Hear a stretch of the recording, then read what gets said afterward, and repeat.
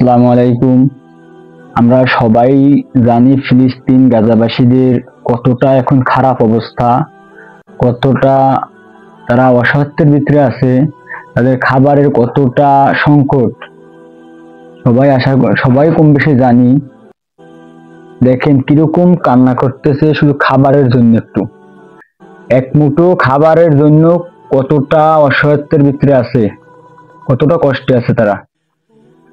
বাংলাদেশি ভাই বোনেরা যারা আছি, এই যে খাবার আমরা যারা পাই তারা অপচয় করি, অনেকটা অপচয় করি। আর দেখেন যাদের কাছে এক মুঠো খাবার নাই, তারা এক মুঠো খাবারের জন্য কতটা হাহাকার করতেছে।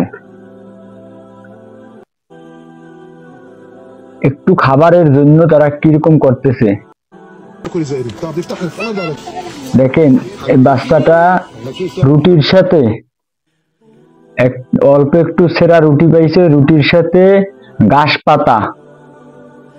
পাতা মিক্স করে খাইতেছে। দেখেন কতটা খাবারের সংকট। বাংলাদেশ থেকে ডোনেট করা হচ্ছে নাকি আর কি, কোন কোম্পানি থেকে বা কোন সংস্থা থেকে ডোনেট করতেছে আসলে জানি না। যদি কেউ তেমনটা আর কি জানেন, আমার ভিডিওটা দেখে একটু প্লিজ আমার একটু জানাবেন কোন সংস্থা থেকে বা কোন কোম্পানি থেকে বা কোন সংস্থা থেকে যদি ডোনেট করা হয় ফিলিস্তিনবাসীদের জন্য, গাজাবাসীদের জন্য, একটু প্লিজ জানাবেন আমারে।